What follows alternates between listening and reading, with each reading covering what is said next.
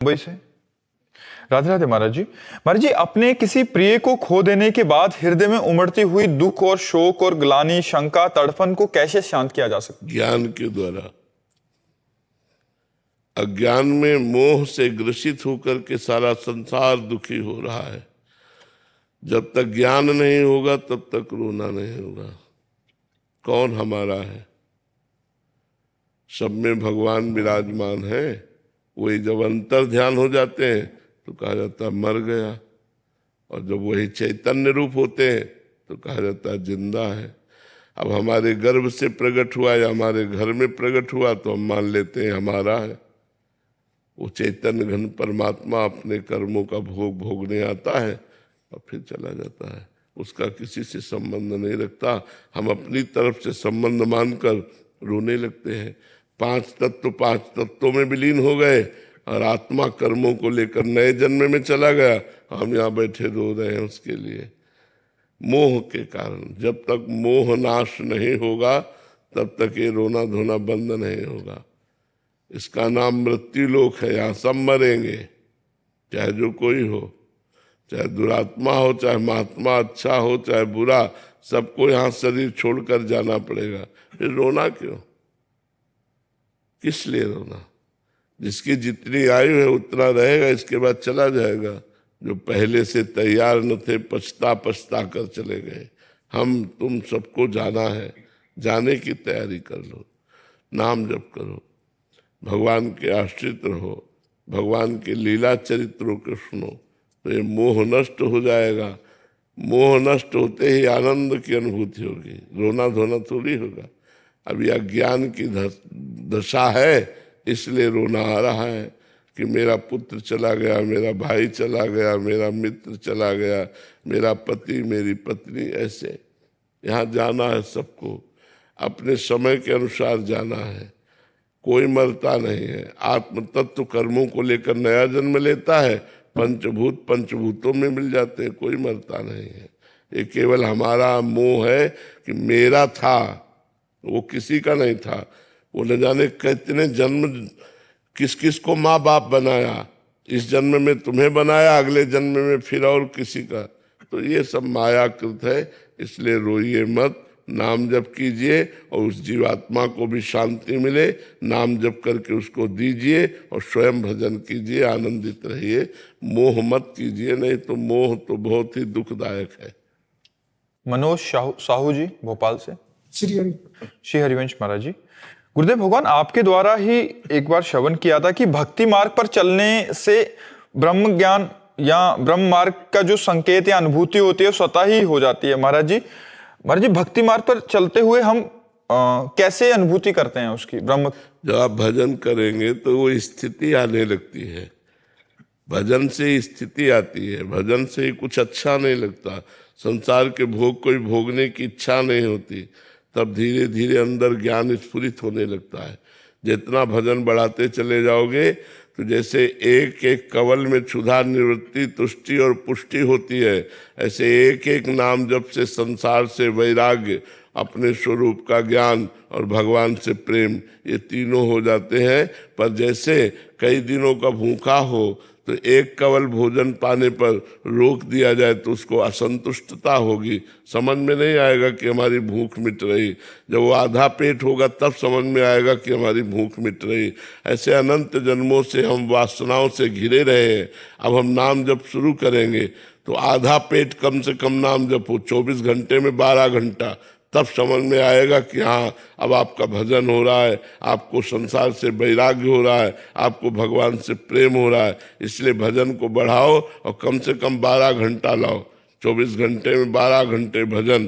तब आप फिर देखो कि आपके अंदर कैसे ज्ञान की भूमिकाएं बदलती हैं, कैसे भक्ति की ऊंचाई आती है। चीनू जी फरीदकोट से। राधे राधे महाराज जी। महाराज जी, कर्म और भाग्य में क्या अंतर है?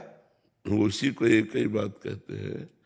जो हमारे भाग्य में कर्म के परिणाम रूप रचना लिखी गई है, जिसे प्रारब्ध कर्म कहते हैं, वही भाग्य है। और नया कर्म जो करते हैं वो क्रियमाण है। जो संचित जमा है उन्हें संचित कर्म कहते हैं। कर्म 3 प्रकार हुए, संचित कर्म, प्रारब्ध कर्म और क्रियमाण। क्रियमाण जो वर्तमान में कर रहे हैं, प्रारब्ध जो वर्तमान के कर्म का फल सुख दुख दे रहा है। वर्तमान में अच्छा कर रहे हैं लेकिन बुरा फल मिल रहा है, प्रारब्ध। वर्तमान में बुरा कर्म कर रहे हैं लेकिन अच्छा फल मिल रहा है, भाग्य, वही प्रारब्ध। जिस समय तुम्हारे भाग्य से पुण्य कर्म का फल नष्ट होगा और वर्तमान का पाप कर्म, पूर्व का पाप कर्म जुड़ेगा, उस समय तुम्हारा पतन हो जाएगा, नाश हो जाएगा, तुम्हारा महान दुख विपत्ति संकट में फंस जाओगे। इसलिए बहुत होश में चलना चाहिए। अगर आप होश में नहीं चलोगे तो आपसे पाप कर्म बनेंगे और वही पाप कर्म आपका प्रारब्ध बनकर आपको दंड देंगे, आपको दुख देंगे। तो कर्म क्रियमाण नया, प्रारब्ध पूर्व जन्मों के कर्मों का भोग, संचित बहुत जन्मों के कर्मों का एकत्रित गोदाम। मोनालिसा दुबे जी। राधे राधे महाराज जी। महाराज जी, कोई व्यक्ति हमें दुख देता है तो हमारे पूर्व जन्म के कर्म उस व्यक्ति के द्वारा दुख के रूप में आते हैं, तो महाराज जी क्या उस व्यक्ति को भी आगे चलकर दुख प्राप्त होगा? प्राप्त होगा, क्योंकि उसका नया कर्म बन गया। आपके कर्म ने उसे प्रेरित किया, वो क्षमा भी तो कर सकता था, लेकिन उसने आपको दंड दिया तो उसका क्रियमाण बन गया, अब उसको भोगना पड़ेगा। जैसे आपका हमसे टक्कर लग गई, आपके प्रारब्ध कर्म ने धक्का दिलाया, हम क्षमा भी तो कर सकते हैं। हम क्षमा कर दिए तो हमारा क्रियमाण ठीक हो गया, और हमने आपको गाली दे दिया, आपको धक्का दे दिया तो हमारा नया कर्म बन गया, ये हमको भोगना पड़ेगा। इसी यही तो परंपरा, कर्म परंपरा है, बराबर भुगताती चली जा रही है। वंसल जी रुड़की से। राधे राधे महाराज जी। महाराज जी, आप पूछ रहे हैं कि जैसे जिन संतों का भगवत प्राप्ति होती है या आखिरी जन्म होता है तो उनको भी कर्म भोगने पड़ते हैं, प्रारब्ध होता है, तो महाराज जी क्या उनको भगवान माफ करते हैं कुछ, या भगवान कुछ माफ कर देते हैं या? हाँ, अरे पहाड़ के पहाड़ माफ कर देते हैं। वो तो ऐसे 150 ग्राम, 1 कुंतल में 50 ग्राम फटाफट भोगवा करके।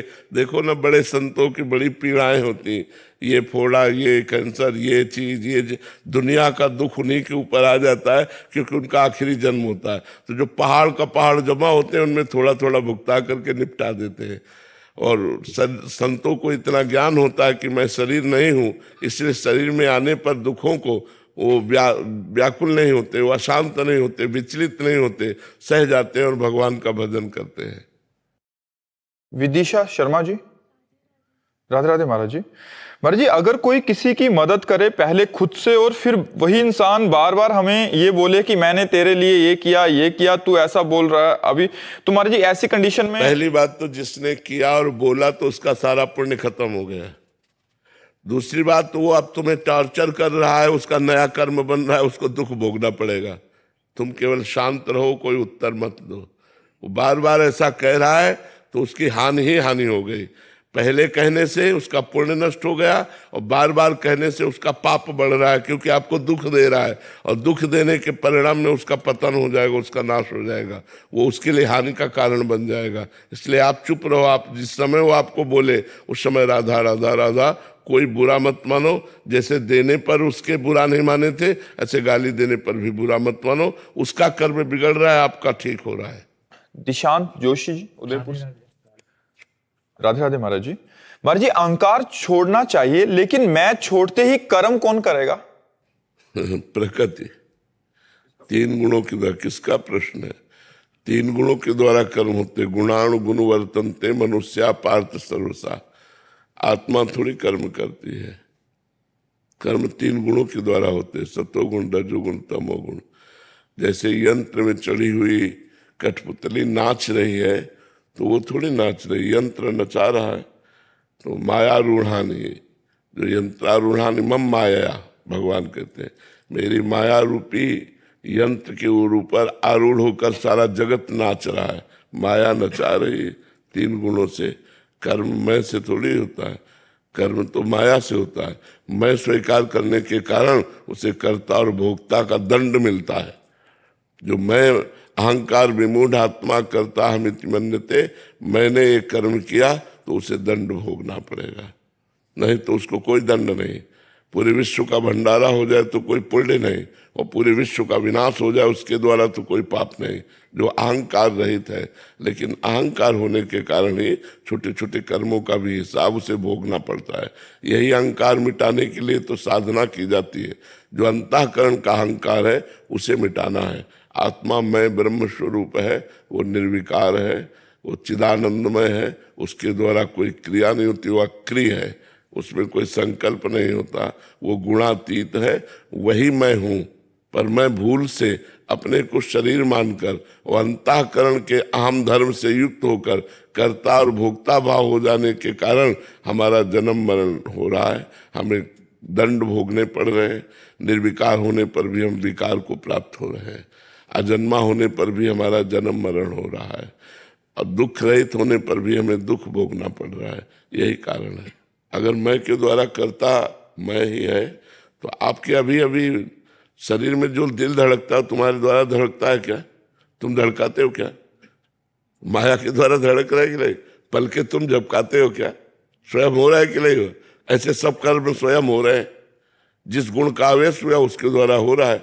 अब कर्ता भाव होने का तुम्हें भोगना पड़ रहा है, नहीं तो कर्ता भाव ना हो तो कोई भोगना नहीं पड़ेगा, कुछ नहीं भोगना। मैं एज ए व्यक्ति हमें करना क्या चाहिए फिर? क्या स्वयं होने दें सब कुछ, या क्या पहले मैं को समझ करके इसको त्यागो, तो तुम खुद देखोगे शरीर के द्वारा कितने अच्छे और पवित्र कार्य होते हैं, क्योंकि गंदे कार्य मैं से होते हैं। जब मैं पुरुष हूं तो फिर स्त्री का आकर्षण है, फिर मकान चाहिए, फिर गाड़ी चाहिए, प्रतिष्ठा चाहिए। अब उसके लिए पाप कर्म बनते हैं, पुण्य कर्म बनते हैं, दोनों कर्मों को भोगना पड़ता है। साधना के द्वारा मैं का त्याग कर दे तभी तो मुक्त पुरुष होता है।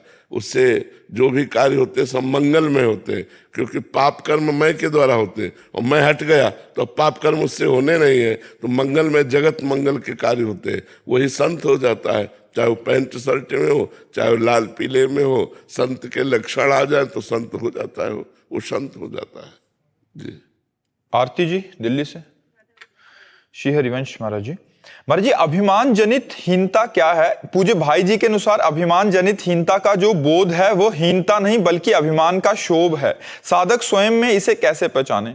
अभिमान जनित हीनता का तात्पर्य होता है कि इनके पास तो गाड़ी है, मेरे पास गाड़ी नहीं है। इनके पास बढ़िया मकान है, मेरे पास मकान नहीं है। ये तो बड़े पदों में है, हम तो कुछ नहीं है। तो ये जो हीनता है ये जलाती रहती है, ये दैन्यता नहीं है, ये जलाती रहती है। कामना जनित हीनता है, दूसरों की उन्नति देखकर अपने हृदय में जो जलन हो रही है, मत्सरता, ये अहंकार। इससे बाहर कैसे? सर्वलोक महेश्वर भगवान अभी बताया नहीं, यद्यपि वो निर्धन है फिर भी लोक में धन्यवाद का पात्र है यदि हम धर्म से चल रहे हैं। गरीबी से चलो तो दीपक की तरह जलते रहोगे धर्म पूर्वक, और अगर ज्यादा जल्दी करोगे पाप कर्म करके धनी बनना चाहोगे तो हाइलोजन की तरह जलोगे। एकदम फोकस हुआ और एकदम तड़ाम से बुझ गए, और वो दीपक की तरह जलता हुआ कुल परंपरागत पवित्र भाव से चलेगा। पाप कर्म करने वाला कभी सुखी नहीं हो सकता। तो हमको ये नहीं देखना, अपने में हीनता नहीं लानी कि यार इनके तो ये है, इनके तो नहीं। भगवान ने मुझे जिस परिस्थिति में रखा है बहुत अच्छा रखा है, और बड़ी उनकी कृपा है। देखो अगर भगवान हमारी आंखें ले लेते और फिर सोचो जीवन भर ऐसे बंद रहे तो घबराहट नहीं पैदा हो जाती। भगवान ने हमको आंखें दी, कान दिया, बोलने को दिया, चलने को दिया, चखने को दिया, मतलब हर। अब हम भगवान का धन्यवाद न दे करके हम इस बात से जले कि उसके गाड़ी अधिक है, उसके घर नहीं। हमको भगवान ने जितना दिया बहुत कुछ दिया। अब मैं भगवान का भजन करके भगवान को प्राप्त करूंगा, पाप कर्म नहीं करूंगा। पाप कर्म के द्वारा प्राप्त हुई सुविधा परिणाम में नाश को प्राप्त कराती है, इसलिए मैं ऐसा कर्म नहीं करूंगा, ईमानदारी वाला कर्म। और पहले लोगों के दिमाग में ईमानदारी भरी रहती थी। हमने देखा है कि पहले बेईमानी से लोग डरते थे। हमने कई बार बताया कि हम बच्चे थे, हमारे घर में गेहूं बेचा गया, क्योंकि किसान आदमी के यही धन प्राप्ति का उपाय था। तो जैसे स्कूल की फीस देनी है या उससे तो अन्न नहीं बेचा जाता, तो वो 100 रुपये का बिका। तो बेचने से उसने 110 रुपये दे दिए, अनजाने में 10 रुपये मतलब लिपट के आ गए। तो घर में जब उन्हें गिना गया तो 110 थे, तो पिताजी ने कहा पूरे पैसे लेके जाओ और उसके सामने गिन के दिखाओ कि तुम्हारे 10 ज्यादा है, 10 वापस करके आओ। तब वो 10 वापस कर, नहीं तो मान लो ऐसी स्थिति में जहां 100 रुपये का गेहूं बेचा जाता है वहां 10 रुपये काफी लाभ है, लेकिन नहीं, बोले पूरे रुपए ले जाओ और उसके सामने गिनो और गिन कर दिखाओ कि 10 तुम्हारे ज्यादा है, उनको दे के आओ। तो ऐसे पिता के होने के कारण ही तो भगवान के मार्ग में चल पाए हम। अगर ऐसे माता पिता ना होते, धर्मात्मा महात्मा ना होते, तो हम कहाँ से महात्मा पैदा हो जाते। तो पहले हमने देखा पुराने जमाने के जो नियम थे वो ईमानदारी वाले थे। बेईमान, आप उनकी शरण में चले जाओ, वो मर सकते हैं लेकिन आपका बाल बांका नहीं होने दे सकते। और आज धोखा है, वही आदमी आपको मार सकता है। और पहले था मेरी शरण में आया है, चाहे मेरी जान चली जाए लेकिन मैं इसको कभी अहित नहीं होने। पहले विश्वास, धर्म, ये सब। अब धीरे धीरे कलयुग का ऐसा समय आता जा रहा है कि विश्वास और धर्म एक कोने में समेटता चला जा रहा है, अधर्म और अविश्वास ये बढ़ता चला जा रहा है। पति पत्नी में विश्वास नहीं, मतलब आप देखो विश्वास कितना कम हो गया कि पति पत्नी तो एक शरीर के 2 हिस्से समझो, पति पत्नी को, उनमें विश्वास नहीं। तो ये जब हम धर्म से चलेंगे, भगवान का नाम जप करेंगे, भगवान के आश्रित रहेंगे, तो हमारा जीवन बड़ा सुखी रहेगा, शांति रहेगी। जिस शांति की खोज हम बाहर कर रहे हैं वो हमारे हृदय में है। और अगर शांति है तो सबसे बढ़कर धन है। दुनिया का धन एक तरफ और संतोष धन एक तरफ।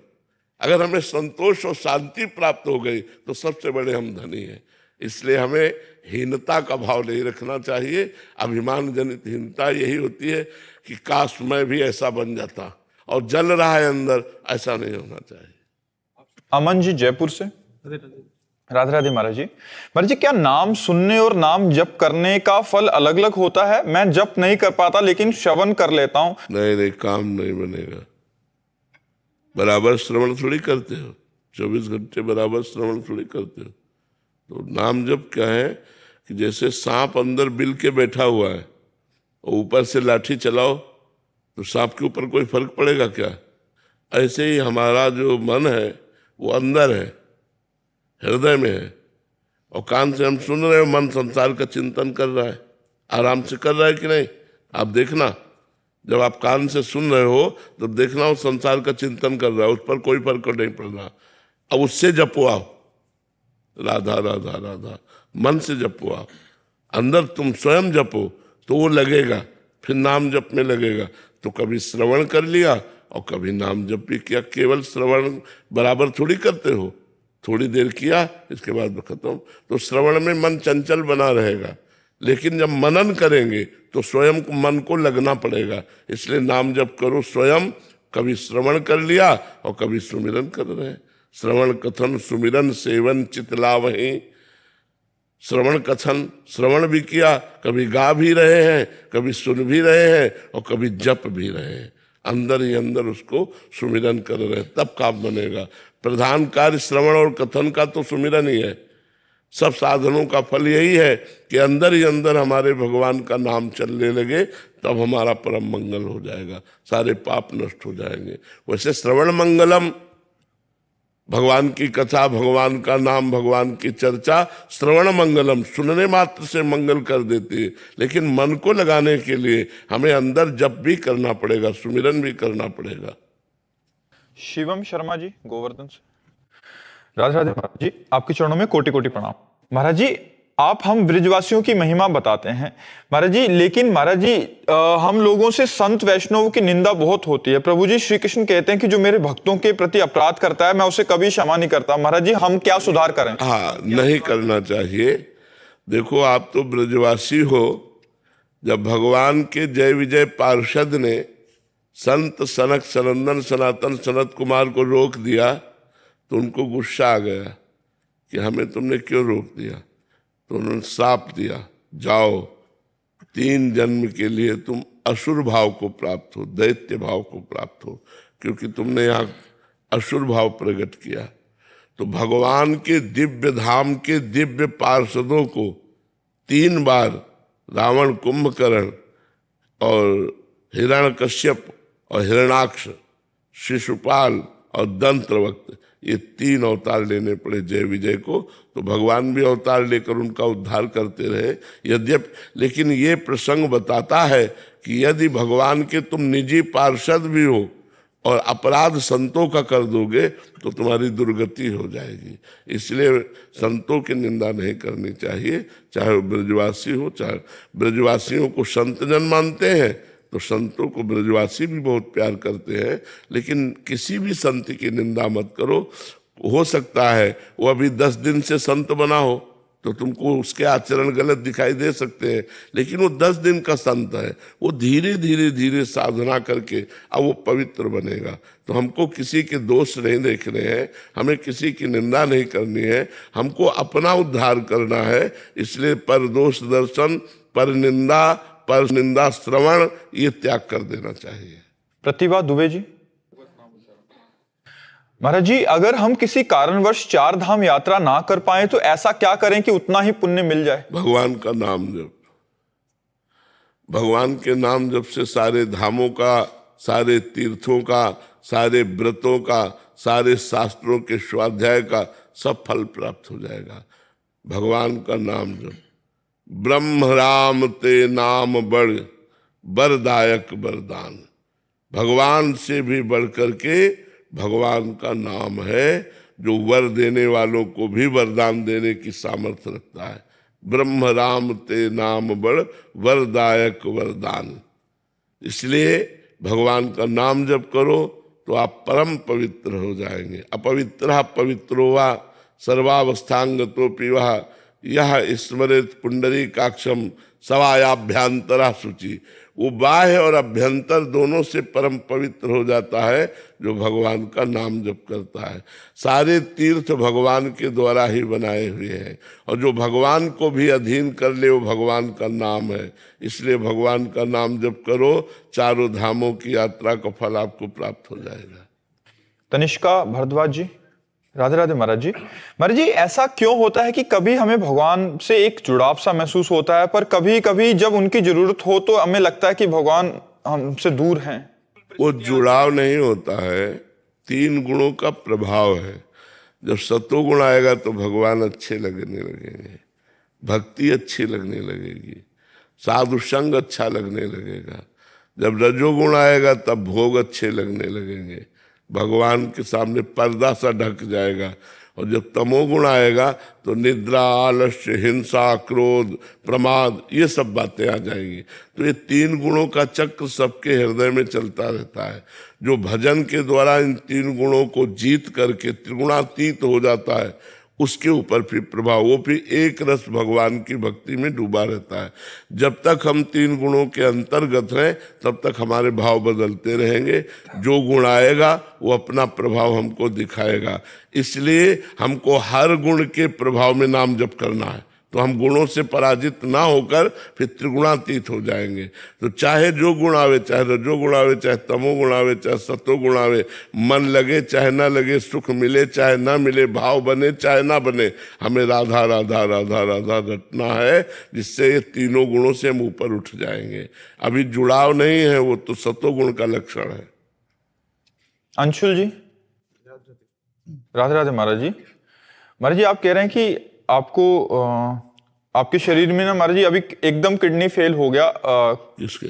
महाराज जी लास्ट 6 महीने में ही 80% किडनी डैमेज हो गई है, अब 20% बची है, उसका इलाज चल रहा है मेरा। तो गाइडेंस चाहिए महाराज जी, मार्गदर्शन चाहिए कि ऐसे में क्या करना चाहिए। हम तो बच्चा भगवान के सहारे हैं और भगवान का नाम जप करते हैं। हमारी तो 100% फेल है, तुम्हारी तो 80% फेल है। हम तुम्हें गाइडेंस क्या करें, हम शरीर में नहीं रहते, शरीर को पीड़ा, हम शरीर के दुख सुख में नहीं रहते हैं। अब बचपन से अभ्यास किया है और भगवान की शरण में, तो ये कला आपको थोड़ी मिल जाएगी, क्योंकि आप भगवान से जुड़े नहीं हैं, भगवान में चित्त अर्पित नहीं किया है। तो जब तक भगवान में चित्त अर्पित नहीं किया जाता तब तक ये दुख सुख और सब। अब न मरने की चिंता है, अगर भगवान में चित्त जोड़ दो तो आनंदित हो सकते हो, नाम जप करो तो आनंदित हो सकते हो।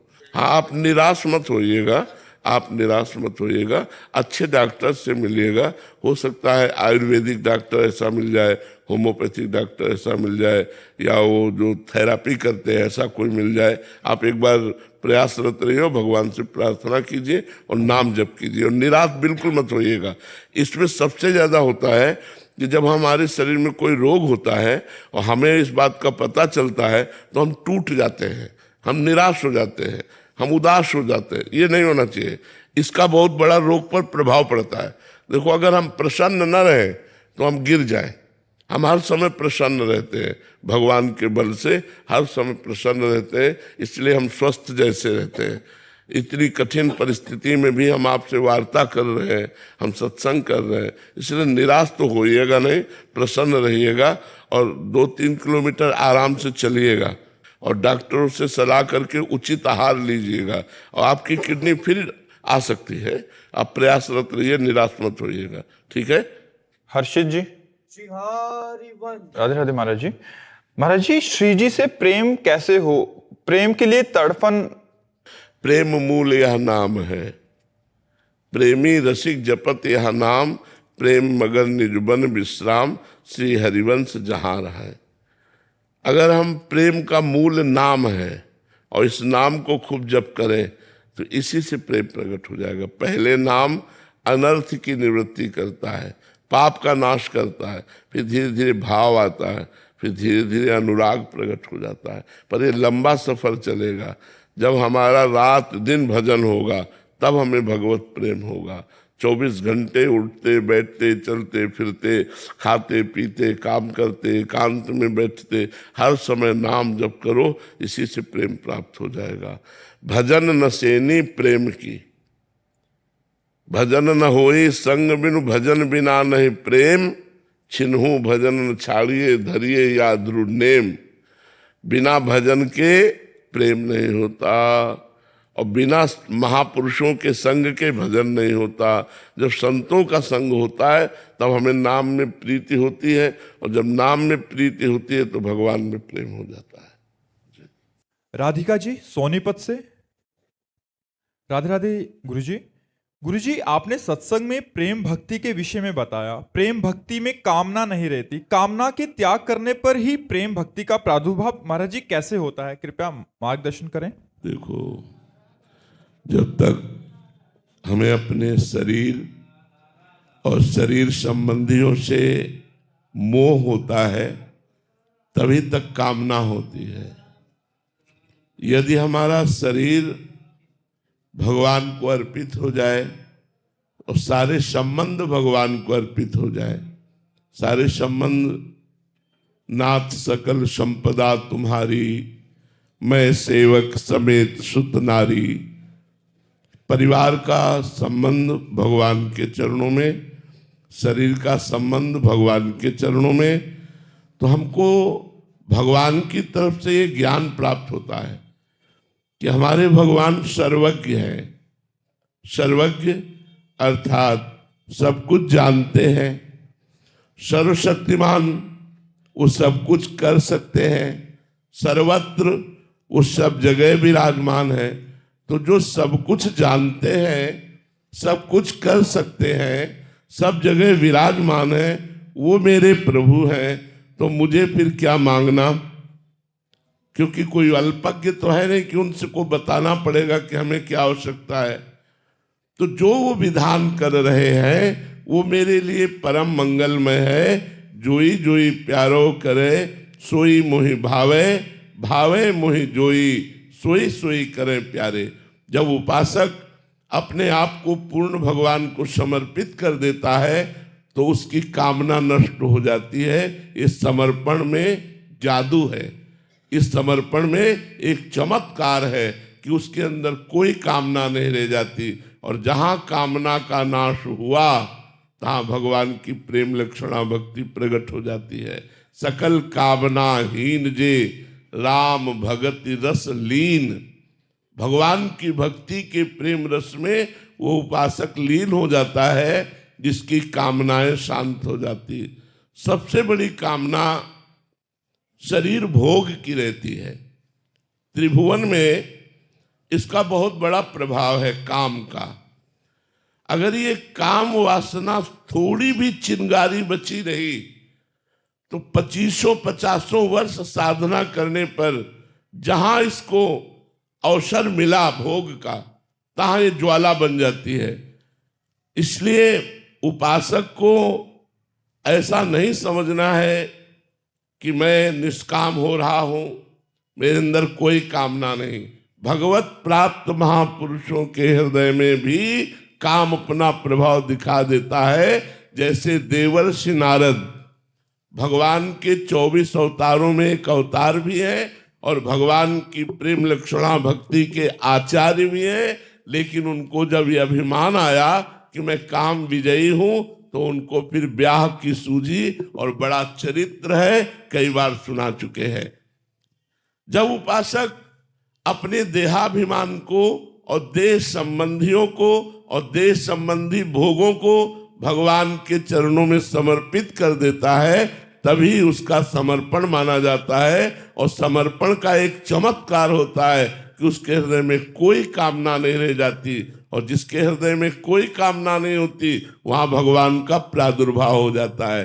जाहि न चाही कबहु कछु, तुम सन सहज स्नेह, बसो निरंतर तासुर, सो राउर निज के।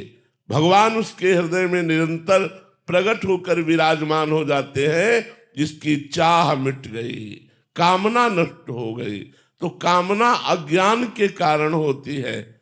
सर्वज्ञ भगवान से संबंध जुड़ जाने पर कोई कामना नहीं होती। अगर हुई भी तो वो नष्ट हो जाती है, वो शांत हो जाती है। इसलिए हमें भगवान की शरणागति स्वीकार करके निरंतर नाम जप करना है और कामनाओं को भगवान के चरणों में समर्पित कर देना है।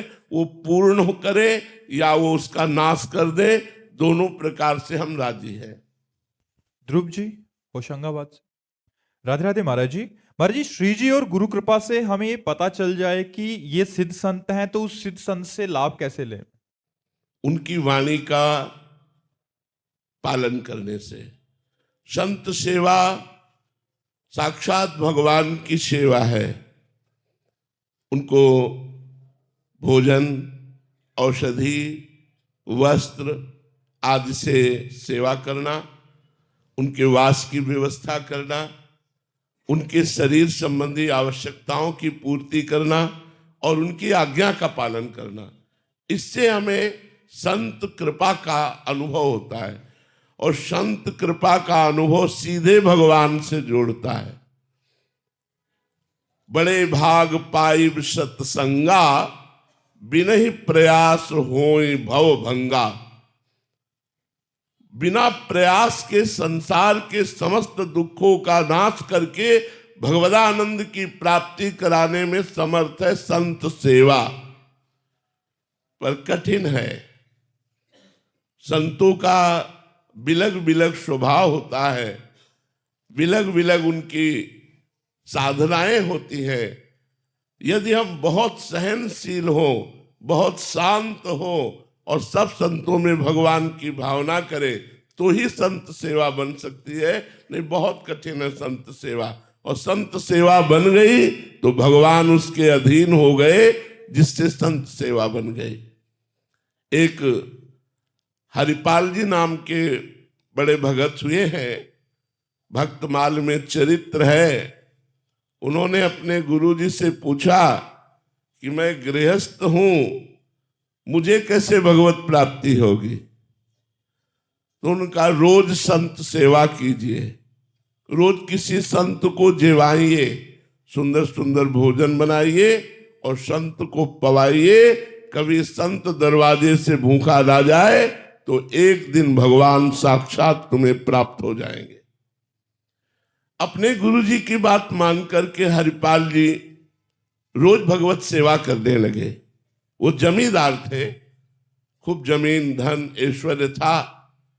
अब संत तो श्रद्धा के भूखे होते हैं, श्रद्धा भी थी और संपत्ति भी थी। धीरे धीरे संतों की मंडलियां आने लगी। अब तो रोज हजारों संतों का भंडारा होने लगा। धीरे धीरे जमीन बिक गई, घर की संपत्ति बिक गई, बाजार से उधार लिया, अब उधार मिलना बंद हो गया। एक दिन संत दरवाजे पे आए और घर में कुछ नहीं, तो उनका गुरु आज्ञा है संत भूखा नहीं जाना चाहिए, तो भाला उठाया और रास्ते पे जाके खड़े हो गए। और जो न राम बोलता न कृष्ण बोलता, न गले में कंठी न मस्तक में तिलक, तो सीधे भाला उसके गले पे रखते और उसके पास जो होता वो छीन लेते और छीन करके संत सेवा करते कि इसका भी कल्याण होगा और संत सेवा भी होगी। अब जब लोगों को ये पता चला कि हरिपाल सिंह डाकू हो गए और रास्ते में जो कोई राम बोल दे तो नहीं फिर लेते थे, कृष्ण बोल दे, हरि बोल दे तो नहीं लेते थे, गले में कंठी हो मस्तक में तिलक हो तो प्रणाम करते थे, जो संसारी आदमी होता उसे लूट लेते थे और उसकी संपत्ति को भक्तों की सेवा में लगाते थे जाके। तो अब उस मार्ग से जो जाता वो राम राम बोल के जाता, कृष्ण नाम बोल के जाता, कोई तिलक लगा ले, कोई कंठी लगा ले तो बच जाए। वो जंगल का रास्ता था। अब हरिपाल जी को कोई लूटने वाला मिलता ही नहीं, क्योंकि जहां देखते हरिपाल जी राम राम, कृष्ण कृष्ण, हरि हरि, ऐसा लोग बोलने लगे। एक दिन साधु मंडली आई, अपनी पत्नी से कहा अब तो लूटने वाला भी हमारा जो विचार था वो गलत हो गया, कोई मिलता ही नहीं, किसको लूटे, सब राम राम बोलते हैं, हरि हरि बोलते हैं। जाता हूं, अगर आज संत सेवा नहीं हुई तो मैं प्राण त्याग दूंगा, अपने संतों को भूखा नहीं जाने दूंगा। मैं ये नहीं देख सकता कि गुरु आज्ञा का उल्लंघन हो। भगवान सर्वज्ञ है, वो सब कुछ देखते हैं, सब कुछ जानते हैं। भगवान ने श्रृंगार शुरू किया। द्वारिकाधीश रुक्मिणी जी ने कहा कहां जा रहे हो प्रभु? बोले एक महान भक्त को दर्शन देने जा रहे हैं। तो बोले आप अकेले अकेले नहीं जाओगे, हम भी जाएंगे। तो बोले देखो पूरा श्रृंगार करके चलना होगा, हमारे साथ चलना होगा तो, और कोई भी भागवतिक चिन्ह नहीं धारण करने, और रास्ते में केवल धन की बात करनी है, रामकृष्ण हरि भगवत चर्चा कोई नहीं करनी। बोले प्रभु आज तक तो हमने ऐसा अजीब भक्त नहीं देखा, भक्त तो भगवत चर्चा सुन के प्रसन्न होते हैं। बोले नहीं, कोई भगवत चर्चा नहीं करनी, श्रृंगार पूरा कर लो, कोई भागवतिक चिन्ह नहीं धारण करना। हरिपाल जी उदास खड़े थे उसी मार्ग में कि कोई निकले तो मैं चोरी उसकी वस्तुओं की करके संतों का भंडारा कर दूं। बड़ी मंडली संतों की बैठी हुई है। जो ही नजदीक गए सोई भगवान ने कहा भैया सुनते हैं इस मार्ग में चोर लगते हैं, आपको मैं 2 अशर्फियां देता हूं, मुझे पार कर दोगे?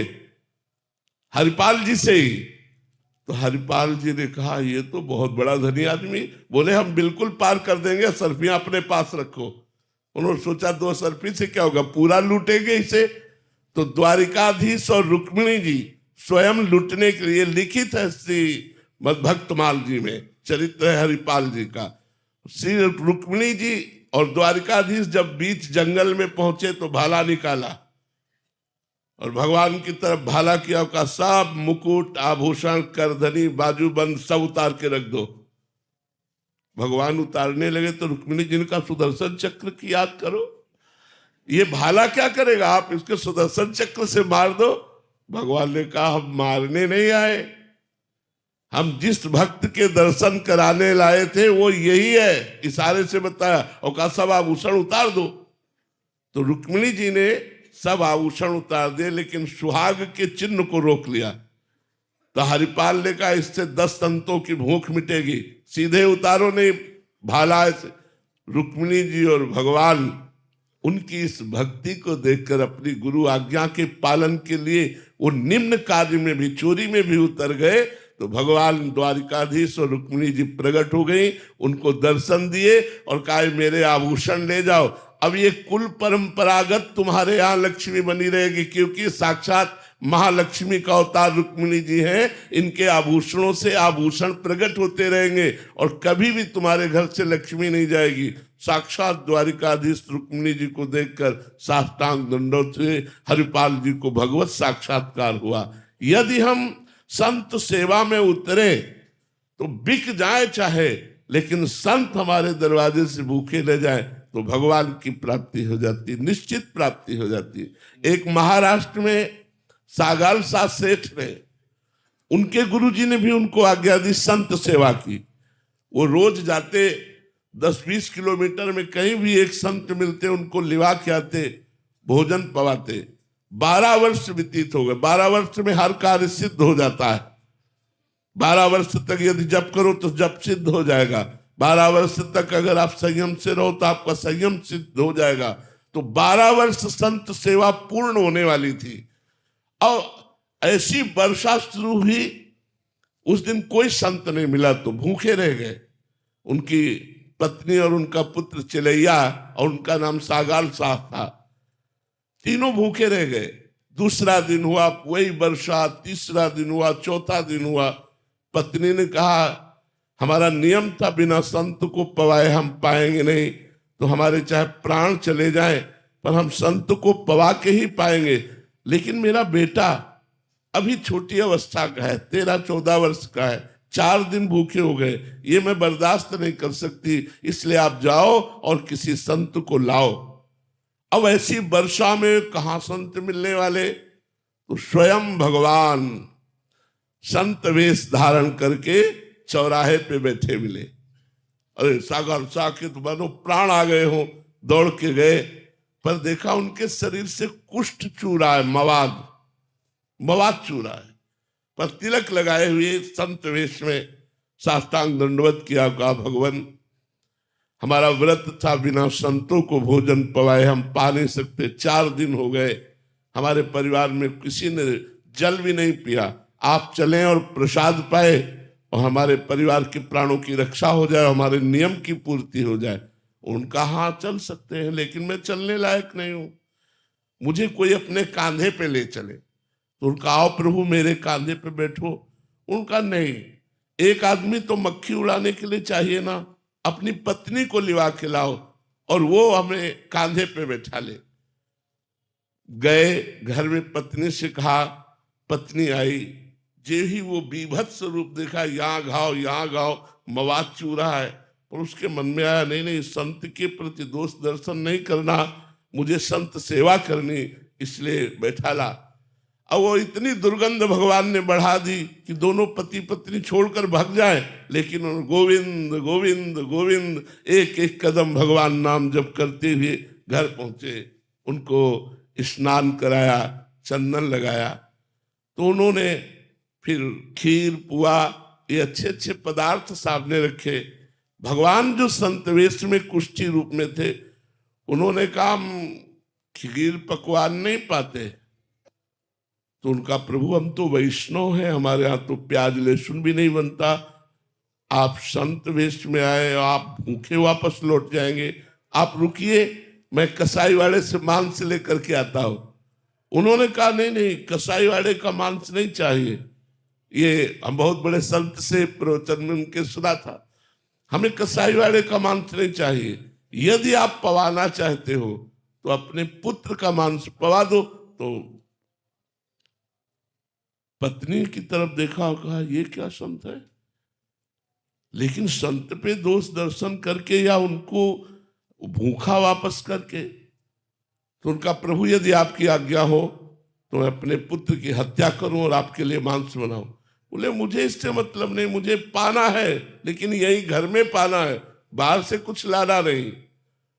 जे ही अपने पुत्र की हत्या करने के लिए उद्यत हुए, देवी भगवान प्रकट हो गए। उनका बस मैं यही देखना चाहता था कि संत के प्रति तुम्हारा कितना समर्पण है। संत के प्रति समर्पण, मोरध्वज ने अपने पुत्र को आरे से चीर दिया। तो संत सेवा करना बड़ा कठिन है।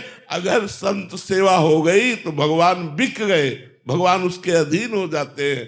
संतों को पवाने का मतलब है जैसे गर्भिणी स्त्री को पवाओ तो उसके पाए हुए अन्न से उसका बच्चा पुष्ट होता है। ऐसे हृदयस्थ भगवान संतों के विराजमान है। संतों को पवाने का मतलब है सीधे भगवान को पवाना। तो वस्त्र सेवा, वास सेवा, संतों की सेवा, उनकी आज्ञा का पालन करना, इससे निश्चित भगवत प्राप्ति हो जाती है। प्रोफेसर वीडी शर्मा जी, राधे राधे महाराज जी।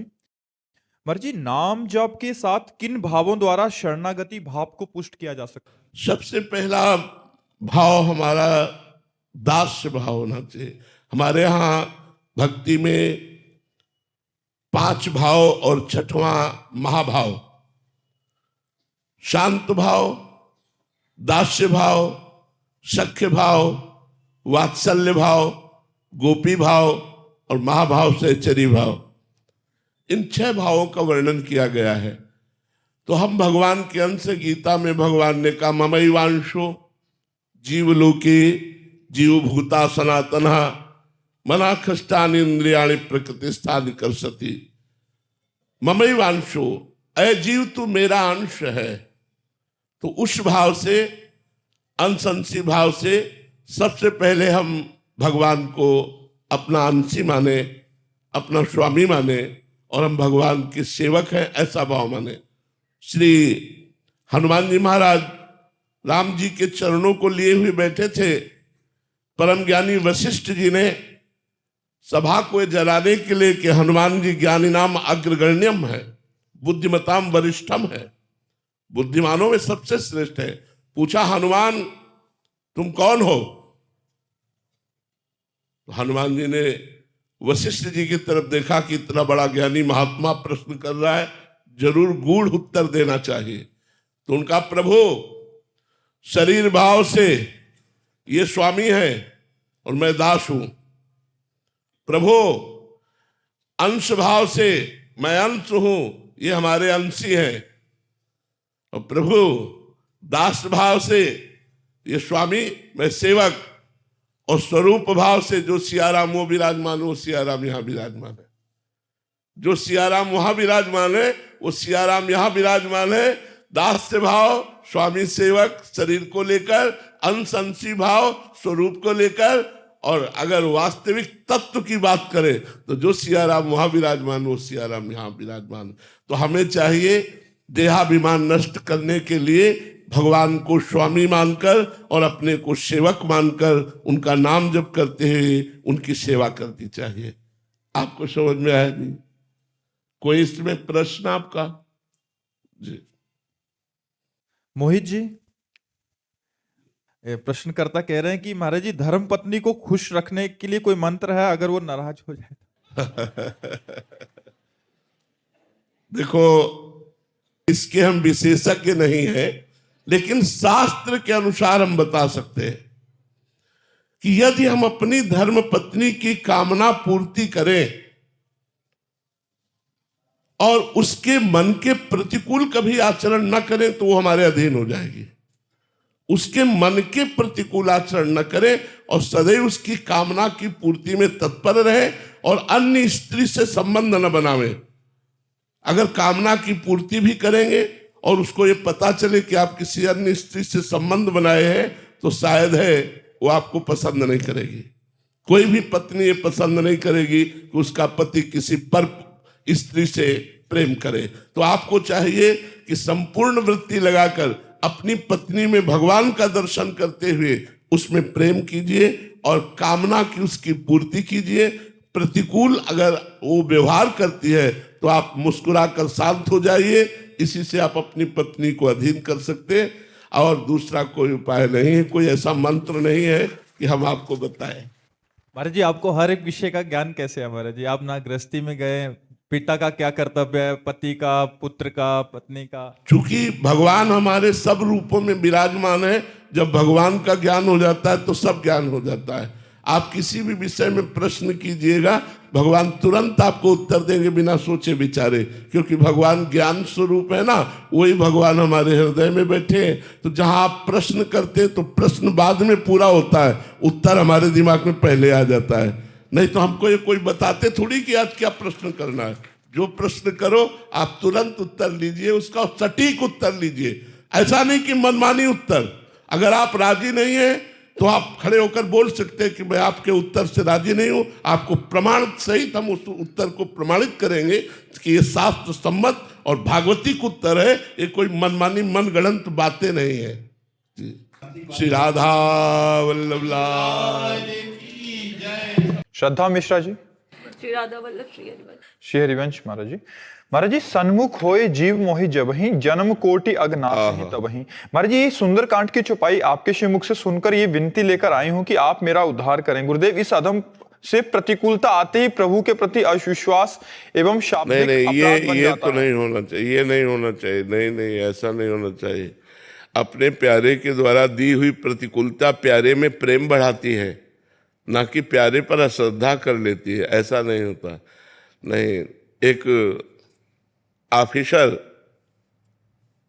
थोड़ा लेट पहुंचा तो उसकी पत्नी ने कहा, जी हम तुमसे रोज प्रार्थना करती हैं, आप समय से आ जाया करो, आप लेट क्यों हो जाते हो, आज तो बहुत लेट हो गए। तो उसने पिस्तौल निकाली, खोला, गोली भरी, फिट किया, पत्नी की कनपट्टी में लगा दिया। ये सब नाटकबाजी बाहर किया करो। बोले असली गोली है, तुम्हें डर नहीं है? बोले मेरे प्रीतम हो, मुझे डर नहीं है, तुम मेरे प्यारे हो, ऐसा कर ही नहीं सकते। उसने हंसकर पिस्तौल नीचे रख ली। बात समझ में आई? प्रभु मेरे प्यारे हैं और मंगल भवन है, उनकी ताकत ही नहीं कि वो मंगल कर सके। उनका जिन्होंने मारने का प्रयास किया उनको तो परम पद दे दिया, और हम राधा राधा बजते हैं, हमारा मंगल कर देंगे। कैसी बात करते हो? जिन्होंने प्रभु को मारने का प्रयास किया, जैसे पूतना अपने स्तनों में जहर लगाकर 6 दिन के भगवान थे, उनको मारने के लिए गई तो उनको वो पद दिया जो यशोदा मैया को मिलना चाहिए। ऐसे कृपाल भगवान क्या भजन करने वालों को या अपने भक्तों को वो आप मंगल करेंगे, वो दुख दे देंगे, वो विपत्ति दे देंगे? नहीं, ऐसा भगवान का ऐसा स्वभाव नहीं है। हमारे भगवान, जैसे हम सूर्य भगवान को कहें कि तुम में ताकत हो तो अंधेरा करके दिखाओ, तो वो नहीं दिखा सकते, क्योंकि जब तक वो रहेंगे अंधेरा हो ही नहीं सकता। ऐसे भगवान मंगल भवन है, भगवान की ताकत नहीं कि किसी का मंगल कर सके। भगवान ने जिनको मारा उनको योगी जन दुर्लभ परम पद दे दिया, परम पद दे दिया। जिनको मारा, फिर जिनको प्यार करते हैं उनकी बात क्या है? तो अगर हम भगवान के भक्त हैं तो विपत्ति में, दुख में, संकट में घबराए नहीं, उन्हीं से प्रार्थना करें कि हमको ऐसी सामर्थ्य दीजिए। एक वो संसारी गीत में है ना, ऐसी शक्ति हमें दे न दाता, मन का विश्वास कमजोर होना। ऐसी विपत्ति, ऐसे दुख हमारे जीवन में आए जिससे हम आप पर विश्वास कर सकें, आप पर दृढ़ता कर सकें। कहीं ऐसी परिस्थिति न भेज देना कि हमारा विश्वास आपसे टूट जाए। भगवान से प्रार्थना करो। ये बहुत कमजोर बात है कि विपत्ति में, दुख में हम घबरा कर भगवान पर अश्रद्धा कर लें या विश्वास। नहीं, उस समय तो और श्रद्धा करने की बात है, क्योंकि वही हमें विपत्ति का नाश कर सकते। हरि स्मृति सर्व विपद विमोक्षणात्। भगवान का स्मरण ही समस्त विपत्तियों से बचाता है, और भगवान का स्मरण छूट गया तो अश्रद्धा हो गई, तब तो हम गए, फिर हमारा कौन साथी है? विपत्ति में कौन साथी है संसार में? नहीं, संसार में कोई साथी नहीं है, एकमात्र भगवान साथी हैं। तो भगवान के सन्मुख रहो। हमें तो ऐसा नहीं लगता कि कोई विपत्ति ऐसी है जो हमें परास्त कर सके, क्योंकि हम भगवान के जन हैं। ऐसा नहीं हो सकता, कोई बाल बांका नहीं कर सकता। भगवान के जन हैं हम, भगवान की शरण में हम बचपन से देख रहे हैं, तो एक एक कदम भगवान का प्यार दुलार हमको देखने को मिला है। नहीं, भगवान बहुत कृपालु हैं। कभी ऐसा मत करो, कोई भी अश्रद्धा मत करना। श्रद्धा मात्र से आपको समझ में आ जाएगा भगवान कितने कृपालु हैं। गुरुदेव, ये जीव जानता है लेकिन फिर भी ये नहीं होता। ये जानते हैं महाराज जी, पर कभी कभी शाब्दिक अपराध बन जाता है, भगवान को भी उल्टा सीधा बोल देते हैं। ये चलेगा? कैसे चलेगा? जैसे हम आपसे प्यार करते हैं, अब हमको नाराजगी लगी तो हम किससे लड़ेंगे? आपसे ही तो लड़ेंगे। लड़ना बात अलग है, अश्रद्धा बात अलग है। लड़ने में और प्यार होता है। हम किससे कहें? आपके होते हुए हमारी ये दुर्दशा, और ये हम किससे कहें? हम आज रात 8 पहर आपकी सेवा करते हैं, हमारी दुर्दशा आप देखकर चैन से रह रहे हो। ठीक है, जाओ, हम आपसे बात नहीं करते। वो एक लड़ना होता है, उसमें प्यार होता है। हम भी लड़ते हैं अपने भगवान से, उसमें प्यार होता है। अश्रद्धा शब्द अलग है और लड़ना शब्द अलग है। लड़ने में प्यार होता है, अपने प्यारे से लड़ने में एक और आनंद की अनुभूति होती है। बाद में रोना भी तो आता है। आप लड़ के देखो, वो इतना आनंद दे देंगे कि रोना आ जाएगा। आपसे लड़े, आप क्षमा कीजिए, ऐसा आ जाएगा। पर अश्रद्धा होना अलग बात है। अश्रद्धा नहीं, प्यार में लड़ना होता है। अश्रद्धा एक अलग चीज है और प्यार में लड़ना एक अलग चीज है। जैसे नरसिंह मेहता जी भगवान से कहते हैं, उनको दर्शन दे दिए, हमको क्यों नहीं दे रहे, हमसे क्या परेशानी। 52 बार दर्शन दिए नरसिंह मेहता जी को।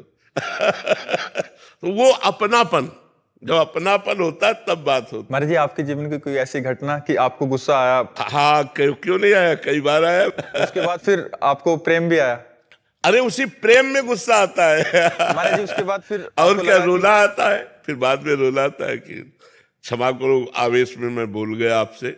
वो सुनते हैं और वो एक एक सेकंड की सुनते हैं, एक एक सेकंड का हिसाब करते हैं। ऐसा नहीं है, बहुत प्यारे लाडले, वो कोई मूर्ति नहीं है, वो यही सबके बीच में, हर कण में, हर क्षण में, आप में, सब में वो समाये हुए हैं। कोई उनसे प्यार करके तो देखे।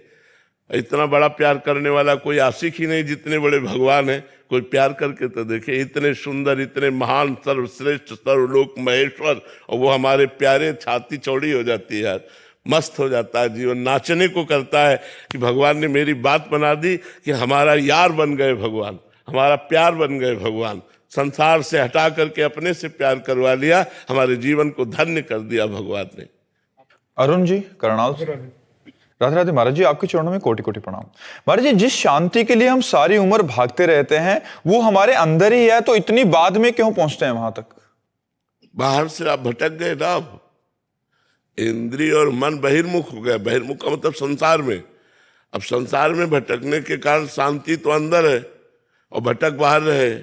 मानो चाबी घर में खो गई और वो घर में है और हम दरवाजे के बाहर पूरा दिन भटकते रहे। शाम के जब थक के आए तो पता चला चाबी तो घर में ही है। तो शांति तो हृदय में है, तो हृदय में टिकते कहाँ हैं?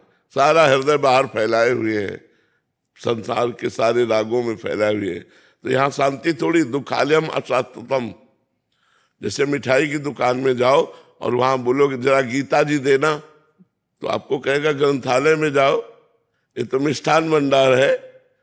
तो संसार को भगवान ने क्या लिखा है? दुखालयम अशाश्वतम, हेडिंग डाल दी ऊपर। ये दुख का घर है और नाशवान है। महाराज जी, फिर क्या संसार गृहस्थी छोड़ के? छोड़ना कहाँ है, छोड़ना थोड़ी कुछ है। कभी कुछ छोड़ना नहीं है, परिवर्तन करना है और जोड़ देना है।